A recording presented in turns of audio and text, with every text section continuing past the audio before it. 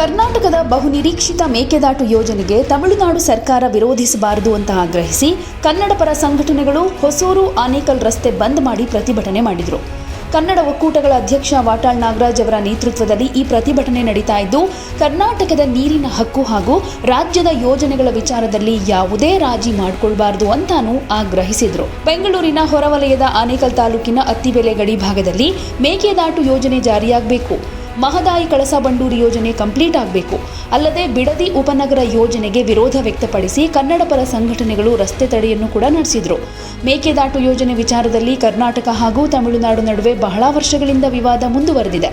ಕಾವೇರಿ ನದಿಗೆ ಸಂಬಂಧಪಟ್ಟ ಹಾಗೆ ನೀರಿನ ಹಂಚಿಕೆ ವಿಚಾರವೇ ಈ ವಿವಾದದ ಪ್ರಮುಖ ಹಿನ್ನೆಲೆ. ಕರ್ನಾಟಕದ ಮೇಕೆದಾಟು ಯೋಜನೆಗೆ ತಮಿಳುನಾಡು ನಿರಂತರವಾಗಿ ವಿರೋಧ ವ್ಯಕ್ತಪಡಿಸ್ತಾ ಇದ್ದು, ಈ ವಿರೋಧವನ್ನು ಕನ್ನಡ ಪರ ಸಂಘಟನೆಗಳು ತೀವ್ರವಾಗಿ ಖಂಡಿಸ್ತಾ ಇವೆ.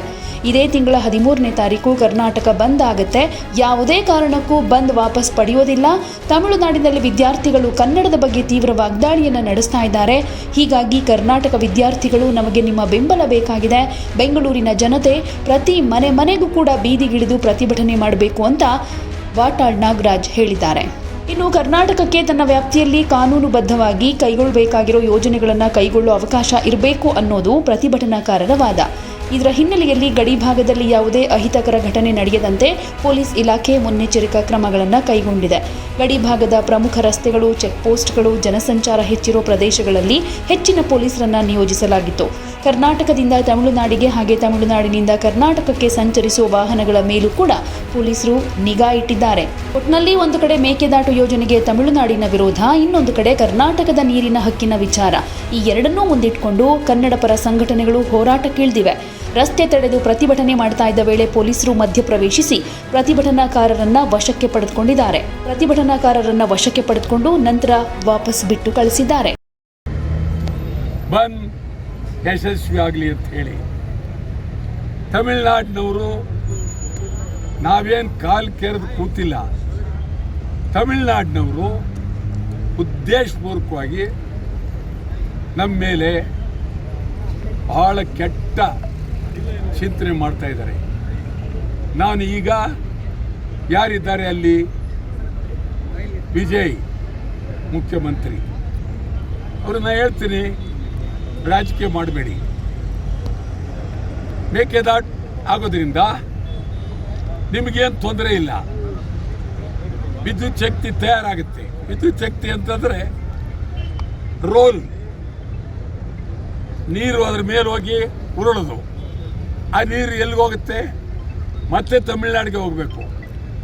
ಹೋಗುವಾಗ ಬೆಂಗಳೂರು ಕುಡಿಯೋ ನೀರು ಕೊಡ್ತೀವಿ, ಇಡೀ ನೀರೆಲ್ಲ ತಮಿಳುನಾಡಿಗೆ ಹೋಗುತ್ತೆ.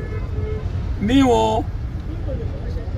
ಕೆಳಗಡೆ ಇರ್ತಕ್ಕಂಥವ್ರು, ನಾವು ಡ್ಯಾಮ್ ಕಟ್ಟಿರೋದು ನಮಗೋಸ್ಕರ. ಕಾವೇರಿ ಜಲಾಶಯ ನಮಗೆ ಆಶ್ರಯ, ಕುಡಿಯೋ ನೀರಿಗೆ, ವ್ಯವಸಾಯಕ್ಕೆ, ಎಲ್ಲಕ್ಕೂ. ನಿಮ್ಮಲ್ಲಿ ಕಟ್ಟಿರ್ತಕ್ಕಂಥ ಎಲ್ಲ ಜಲಾಶಯಗಳು ಸಂಪೂರ್ಣವಾಗಿ ಭಾರಿ ಜಲಾಶಯ ಕಟ್ಕೊಂಡಿದ್ದೀರಿ. ಮಳೆ ಬಂದಾಗ ನಿಮ್ಗೆ ಹೇಳ್ತೀನಿ, ಎಲ್ಲ ಒಂದು ದಿನದಲ್ಲಿ ತುಂಬೋಗುತ್ತೆ. ಆದರೆ ನೀವು ತುಂಬಕ್ಕೆ ತಯಾರಾಗಿಲ್ಲ. ನೀವು ಜಗಳಕ್ಕೆ ನಿಂತಿದ್ದೀರಿ, ಒಳ್ಳೆಯದಲ್ಲ.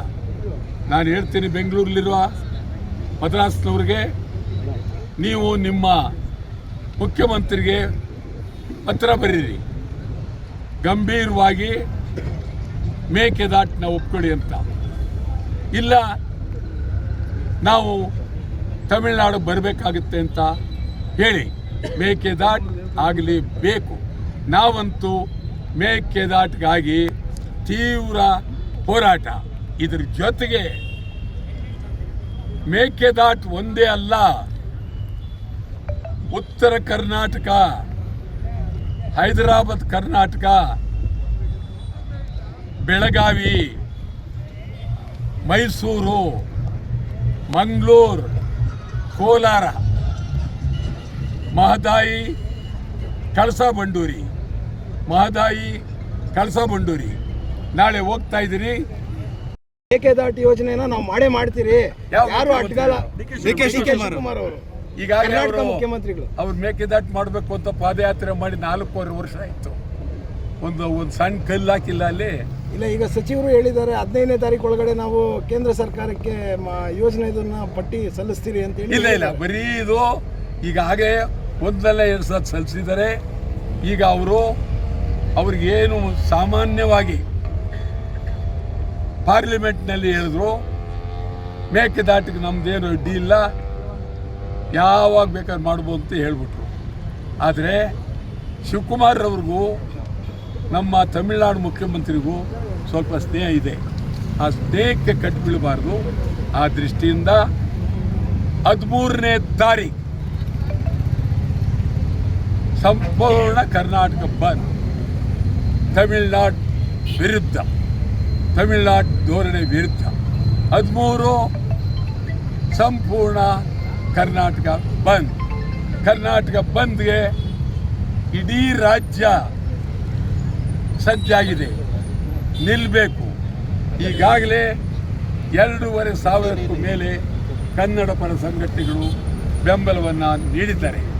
ಈ ಗಡಿ ಭಾಗದಲ್ಲಿ ನಮಗೆ ಮಂಜುನಾಥ್ ದೇವ್ ಬಹಳ ಅತ್ಯಂತ ಹೆಚ್ಚಿನ ರೀತಿಯಲ್ಲಿ ಬೆಂಬಲ ಮತ್ತು ನಮ್ಮ ಒಕ್ಕೂಟದ ಒಬ್ಬ ಅತ್ಯಂತ ಪ್ರಮುಖ ಸದಸ್ಯರಾಗಿದ್ದಾರೆ. ಈಗ ಅವರು ಮಾತನಾಡ್ತಾರೆ. ಅತ್ತಿಬೆಲೆ ಗಡಿ ಬಂದು ಮೇಕೆದಾಟು ವಿಚಾರವಾಗಿ ಅತ್ತಿಬೆಲೆ ಗಡಿ ಬಂದನ್ನು ಮಾಡೋದ್ರ ಮುಖಾಂತರ ಮುಂದಿನ 13ನೇ ತಾರೀಕು ಕರ್ನಾಟಕ ಬಂದ್ಗೆ ಒಂದು ಚಾಲನೆಯನ್ನು ಕೊಡೋದಕ್ಕೆ ಇವತ್ತು ವಾಟಾಳ್ ನಾಗರಾಜ್ ಸಾಹೇಬ್ರ ನೇತೃತ್ವದಲ್ಲಿ ಈ ಒಂದು ಹೋರಾಟವನ್ನು ಹಮ್ಮಿಕೊಂಡಿದ್ದೇವೆ.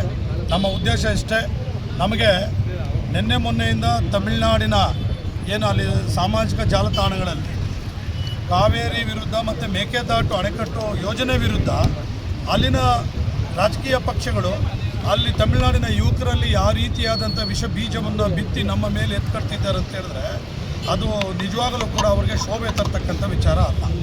ಈಗ ಅವರು 1998-90ರಲ್ಲಿ ಒಗನೇಕಲ್ ಅಣೆಕಟ್ಟನ್ನು ಕಟ್ಕೊಳ್ಳೋಂಥ ಸಂದರ್ಭದಲ್ಲಿ ನಾವು ವಿರೋಧ ವ್ಯಕ್ತಪಡಿಸಿದ್ವಿ. ಕೊನೆಗೆ ಕುಡಿಯೋ ನೀರಿನ ಯೋಜನೆ ಅಂತೇಳಿ ನಾವು ಸುಮ್ಮನಾದ್ವಿ. ಅವರು ಒಗನೇಕಲ್ಲಲ್ಲಿ ಅಣೆಕಟ್ಟನ್ನು ಕಟ್ಕೊಂಡ್ರು. ಆದರೆ ಇವತ್ತು ಅದೇ ಪರಿಸ್ಥಿತಿ ನಮ್ಮ ಕರ್ನಾಟಕದಲ್ಲಿದೆ. ಬೆಂಗಳೂರಿಗೆ ನೀರು ಕೊಡಬೇಕು, ಬೆಂಗಳೂರಿನ ಜನಸಂಖ್ಯೆ ಜಾಸ್ತಿ ಆಗ್ತಾ ಇದೆ. ಆ ನಿಟ್ಟಿನಲ್ಲಿ ನಮಗೆ ಇನ್ನೊಂದು 5 ವರ್ಷ 10 ವರ್ಷ ಒಂದು ಲೆಕ್ಕಾಚಾರದಲ್ಲಿ ಜನಸಂಖ್ಯೆ ಇನ್ನೂ 1 ಪಟ್ಟು ಜಾಸ್ತಿ ಆಗ್ತದೆ. ಈಗಾಗಲೇ 1.5 ಕೋಟಿ ಜನ ಇದ್ದಾರೆ. ಅವರೆಲ್ಲರಿಗೂ ಕೂಡ ನೀರನ್ನು ಕೊಡಬೇಕು. ಅದಕ್ಕೋಸ್ಕರ ಮೇಕೆದಾಟು ಯೋಜನೆ ಪ್ರಾರಂಭ ಮಾಡಿರ್ತಕ್ಕಂಥದ್ದು. ನಿಮ್ಮ ಜನಕ್ಕೆ ನೀವು ಹೇಗೆ ನೀರಿನ ದಾಹ ತುಂಬಿಸೋದು ನೀಗಿಸೋದು ಎಷ್ಟು ಇಂಪಾರ್ಟೆಂಟು, ಹಾಗೆ ನಮ್ಮ ಕರ್ನಾಟಕದ ನಮ್ಮ ಬೆಂಗಳೂರಿನ ಜನಕ್ಕೆ ನೀರಿನ ದಾಹವನ್ನು ಇಂಗಿಸ್ತಕ್ಕಂಥ ಜವಾಬ್ದಾರಿ ನಮ್ಮ ಮೇಲಿದೆ. ಇದನ್ನು ಅರ್ಥ ಮಾಡಿಕೊಳ್ಳದೆ ತಮಿಳುನಾಡಿನ ಸರ್ಕಾರಗಳು ಯಾರೇ ಅಧಿಕಾರಕ್ಕೆ ಬಂದರೂ ಇದನ್ನು ವಿರೋಧ ಮಾಡ್ತಾ ಇರ್ತಕ್ಕಂಥದ್ದು ಸರಿ ಇಲ್ಲ. ಆ ನಿಟ್ಟಿನಲ್ಲಿ ನೀವು ಅದನ್ನು ಮೇಕೆದಾಟು ಯೋಜನೆಗೆ ಅಡ್ಡಿಪಡಿಸಬಾರ್ದು ಮತ್ತು ಜನರಲ್ಲಿ ಸುಮ್ಮನೆ ಸುಳ್ಳು ಸುದ್ದಿಯನ್ನು ಹಬ್ಬಿಸಬಾರ್ದು ಅಂತೇಳಿ ನಾವು ಕೇಳ್ಕೊಳ್ತಾ 13ನೇ ತಾರೀಕು ಏನು ಕನ್ನಡ ಒಕ್ಕೂಟ ವಾಟಾಳ್ ನಾಗರಾಜ್ ಸಾಹೇಬರು ಕರೆಯನ್ನು ಕೊಟ್ಟಿದ್ದಾರೆ ಕರ್ನಾಟಕ ಬಂದ್ಗೆ, ಸಂಪೂರ್ಣ ಇಡೀ ರಾಜ್ಯದಲ್ಲಿರ್ತಕ್ಕಂಥ ಎಲ್ಲ ಯುವಕರು ಯುವತಿಯರು ವಿದ್ಯಾರ್ಥಿಗಳು ವಿದ್ಯಾರ್ಥಿನಿಯರು ನೀವು ಬಹಳ ಮುಖ್ಯವಾಗಿ ನೀವು ಬರಬೇಕಾಗಿದೆ. ಇವತ್ತು ತಮಿಳುನಾಡಲ್ಲಿ ಮೇಕೆದಾಟು ವಿರುದ್ಧ ಕೇವಲ ವಿದ್ಯಾರ್ಥಿನಿಯರೇ ಸೋಷಿಯಲ್ ಮೀಡಿಯಾಗಳಲ್ಲಿ ಕರ್ನಾಟಕ ಸರ್ಕಾರದ ವಿರುದ್ಧ ಮಾತನಾಡ್ತಾ ಇದ್ದಾರೆ. ಅದೇ ರೀತಿ ನಮ್ಮ ರಾಜ್ಯದ ಯುವಕ ಯುವತಿಯರಿಗೆ ಜವಾಬ್ದಾರಿ ಇದೆ. ನೀವು ಕೂಡ ಈ ನಾಡಿನ ಮಕ್ಕಳು, ಈ ಮಣ್ಣಿನ ಮಕ್ಕಳು, ಇದರ ಋಣ ತೀರ್ತಕ್ಕಂಥದ್ದು ಮತ್ತು ಅದರ ಜವಾಬ್ದಾರಿ ಹೊತ್ಕೊಳ್ತಕ್ಕಂಥದ್ದು ನಿಮ್ಮ ಮೇಲೆ ಇದೆ. ಅದಕ್ಕೋಸ್ಕರ ನೀವೆಲ್ಲರೂ ಕೂಡ 13ನೇ ತಾರೀಕು ಎಲ್ಲರೂ ಕೂಡ ಹೋರಾಟದಲ್ಲಿ ಭಾಗವಹಿಸಬೇಕು ಅಂತೇಳಿ ಕನ್ನಡ ಜಾಗೃತಿ ವೇದಿಕೆಯಿಂದ ಮತ್ತು ಕನ್ನಡ ಒಕ್ಕೂಟದಿಂದ ಮನವಿಯನ್ನು ಮಾಡ್ತಿದ್ದೆ. ಯಾವುದೇ ಸುದ್ದಿಯ ಅಪ್ಡೇಟ್ ಅನ್ನ ಮಿಸ್ ಮಾಡ್ಕೊಳ್ಬಾರ್ದು ಅಂದ್ರೆ ಈಗ್ಲೇ ಒನ್ ಇಂಡಿಯಾವನ್ನ ಸಬ್ಸ್ಕ್ರೈಬ್ ಮಾಡಿ. ನಿಮಗೆ ಬೇಕಾದ ಭಾಷೆಯಲ್ಲಿ ಎಲ್ಲಾ ಸುದ್ದಿ ತಿಳಿಬೇಕು ಅಂದ್ರೆ ಒನ್ ಇಂಡಿಯಾ ಆಪ್ ಅನ್ನ ಡೌನ್ಲೋಡ್ ಮಾಡ್ಕೊಳ್ಳಿ.